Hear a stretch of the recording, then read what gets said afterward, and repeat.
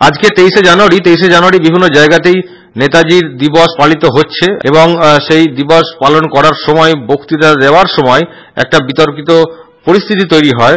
সেটা হচ্ছে যে আরামবাগেরই আরান্ডি এক অঞ্চলের আরান্ডি গ্রামে, সেখানে সুভাষ মেলা, নেতাজি সুভাষচন্দ্রের জন্মদিনে বছরই আয়োজন করা হয়ে থাকে ব্লকের অনুষ্ঠান, সরকারি প্রোগ্রাম বলা যায়। এবং সেখানে যখন বক্তব্য রাখছিলেন আরামবাগ পঞ্চায়েত সমিতির প্রাক্তন, যিনি পঞ্চায়েত সমিতির সভাপতি এবং বর্তমানে জেলা পরিষদের সদস্য শিশির সরকার, সেই সময়ে একটা অবাঞ্ছিত ঘটনা ঘটে যায়। এবং সেই ঘটনা কি ঘটেছে আমরা সরাসরি কথা বলবো। তার সঙ্গে আমার সঙ্গে ফোন লাইনে রয়েছেন শিশির সরকার। শিশিরবাবু, কি হয়েছে?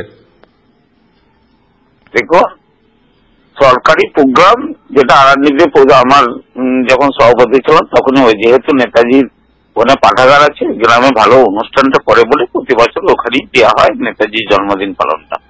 এবছর 123তম জন্মদিন পালনে আমরা গেলাম, আমি আর সভাপতি ছিলেন গুণধর খাড়া মহাশয়, আমরা গিয়েছিলাম।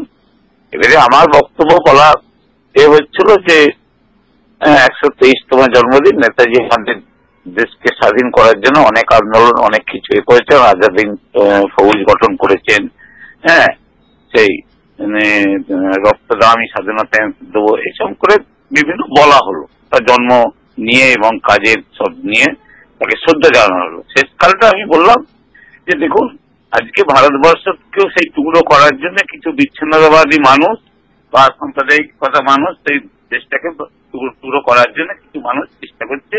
আমাদের প্রত্যেককে ঐক্যবদ্ধ হয়ে সেই নেতাজি শ্রদ্ধা জানানোর সাথে সাথে আমাদের প্রত্যেককে এই ভারতবর্ষকে রক্ষা করার জন্য প্রত্যেকের দায়িত্ব আছে, প্রত্যেকেই রক্ষা করার জন্য আবেদন রাখছি। এই কথা বলতেই কয়েকজন ভদ্রলোক দূর থেকে এসে চেঁচিয়ে উল্টো পাল্টা বক্তব্য রাখতে লাগলো। ওখানে কিছু মানুষ তাদের কাছে ছুটে যায়, যে তাদের সাথে কি কথা বলতে লাগলো আমি জানি না। আমরা যেমন বক্তব্য বললাম বলে বেরিয়ে চলে এলাম। কিন্তু আপনারা যখন, আপনারাও সরকারি একজন প্রতিনিধি, যেহেতু জেলা পরিষদ সদস্য, সেখানে বক্তব্য রাখছেন, এই ধরনের অস্বস্তিকর পরিস্থিতি তৈরি হলো, আপনারা কিভাবে মোকাবিলা করলেন সরকারিভাবে? এইভাবে কি বলা যায়? সরকারিভাবে বলতে আমরা, তিনি বলতে লাগলেন, বকতে লাগলেন, কিছু ওখানকার যারা কমিটি রয়েছে তারা দেখলাম সেই মানুষকে 2-3 জন যারা করছিল, বিজেপি যেটা শুনলাম যারা সিপিএম এর আগে হার মারছিল, উনি সিপিএম এর হার মারছিলেন, এখন নাকি তারা বিজেপি করছে। আমি ওইসব নিয়ে আমরা সভাপতি কোনো দিকে করলাম না, আমরা চলে এলাম। হ্যাঁ, এবারে তারপরে কি ঘটনা ঘটেছে আমরা জানি নাকি। আপনি কি বক্তব্য শেষ করতে পেরেছিলেন আপনার সূচি মতো? হ্যাঁ, আমি ওই বক্তব্য বলে শেষ করে আমরা বেরিয়ে চলে এসেছি। আপনাকে কি নামতে বাধ্য করা হয়েছিল? না না না না না। বক্তব্য থামাতে বাধ্য করা হয়েছিল? না না না, বক্তব্য থামাতে বলতে ওই হইচই করছিল, তখন আমি আমার ওই বক্তব্যটা শর্টকাট করে দিয়ে এই করে বেরিয়ে আমরা চলে এলাম। তখন কিন্তু হয়নি, তারপরে ওই সাইডে নিজে সেখানে চেঁচামেচি হয়েছে, গ্রামের লোকেরা যে একটা অনুষ্ঠান হচ্ছে যেখানে আপনি তো সভাপতি ছিলেন, এর আগেও ওখানে গেছিলেন এই ধরনের কর্মসূচিতে, এই কি প্রথম এরকম, মানে এরকম বক্তব্য তো এর আগেও আপনি রেখেছেন? বহু রেখেছি, বহু জায়গায় রেখেছি। সরকারি প্রোগ্রামে আমরা কখনোই মানে দলের কথা বলি না, কোনো রাজনৈতিক দলেরও কথা বলি না সরকারি প্রোগ্রামে। হ্যাঁ, কিন্তু ওই ভদ্রলোক যেটা শুনলাম, যেটা যে উনি হয়তো আগে সিপিএম এ হার মারছিলেন, এখন বিজেপি করছেন, এই কয়েকজন মিলে তারা এই জিনিসটা করে, তারপর ওখানকার স্থানীয় মানুষ তাদের সঙ্গে ছুটে যেয়ে কি কথাবার্তা বলতে লাগলো। আমরা আমাদের বক্তব্য করলাম, যেমন অনুষ্ঠান চলছিল, মেয়েদের গানটা চলতে লাগলো, আমরা বেরিয়ে চলে এলাম। নাম জানেন?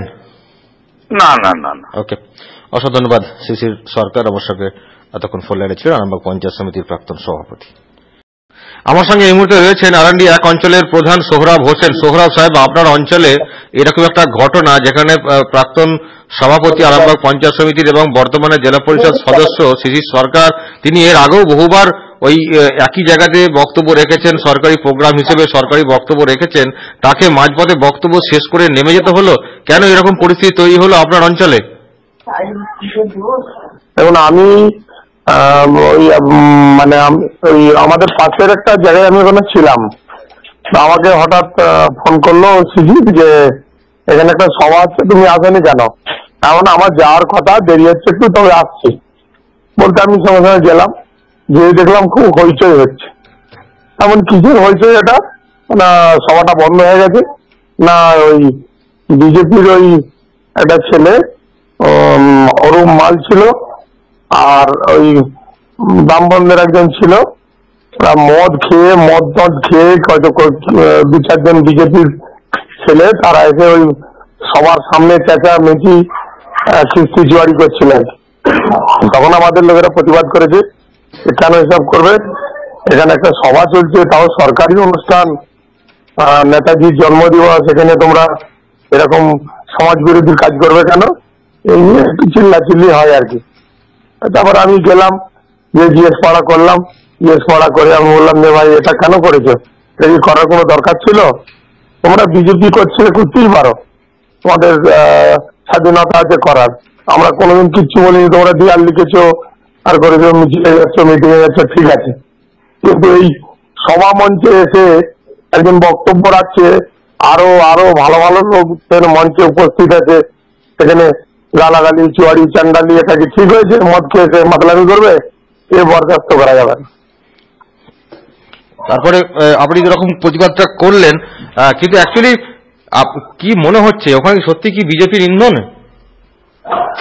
অ্যাকচুয়াল গুলো বিজেপি বলতে সব মাতাল, মদ খেয়েছে, যে কোনো সবাই ওরা মাতলামি করে।